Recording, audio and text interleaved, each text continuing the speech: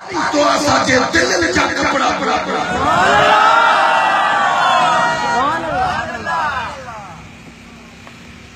मैं हुए सुबानी बात मेरा बानी सैयदना मुर्शिद अब्दुल कादिर जिलानी जो धोबी डिटेल सा खड़ास तो यो भी कलाक डेढ़ जो कसो पर ये जल्दी में छात छात तकाया हेरे हेरे बस एड़िया तरह तो बताया कि तवा भी से पाए मैं हुए सुबानी बात मेरा बानी जो धोबी हो वो धो दो कपड़ा वो फौत थी छाती थोड़ा बढ़िया मौत भरा मौत बहुत जो चाचा अल्लाह करे जड़ी भाई लिखो मत मेराड़ कलम क्यारी नाले तोड़े हले तकड़ी तोड़े हले लिखा पर लिखो मत लिखला दस्ती न लगी वो चले मौए सुबानिया जो धोबी इन जाने पर नागाड़ो करेगा इयो तो लिखे अशरफ अली थानवी जको वो तो लिखे त मौए सुबानिया जो धोबी फौत थी गयो वो उन जे कब्र में विया बम लाए खड़ा खड़ा एक जो नालो हो मुनकिर बे जो नालो हो नकी समझो आया रे उठी गए उठे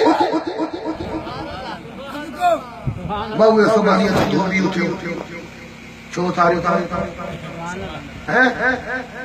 छो थारे ये तो सा कचहरी करदा से सवाल जवाब थींदा अच्छा कयो सवाल केड़ो सवाल जवाब जे सवाल इहो आहे त मरब का तुझो रब केर महबूबे सुबानिया जो धोबी अची खिलियो हेरे मुखे काई कमर कारेगा मुझो मुर्शिद अब्दुल कादिर जिलानी हाथ मथे करे सुभान अल्लाह मुझो मुर्शिद अब्दुल कादिर जिलानी सुभान अल्लाह मां दीनो का तुझो दीन केड़ो मुखे काई खबर नाहे मुझो मुर्शिद दस्त सुभान अल्लाह दिल धरे त सुभान अल्लाह हाणे बाकी 3 साल बाकी घणा बचा मां कुंत तकुलो फी हक हाज़र रजल बुधाए मदीने वाले साईं खिलाए छा करतो है के मां तवा के चई मुखे काई खबर ना है मुझो मुर्शिद दस्त जीवा सुभान अल्लाह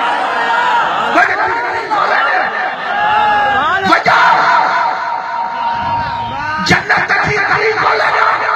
सुभान अल्लाह जन्नत की दरी सुभान अल्लाह जको सवाल का जवाब भी न बोले सुभान अल्लाह चले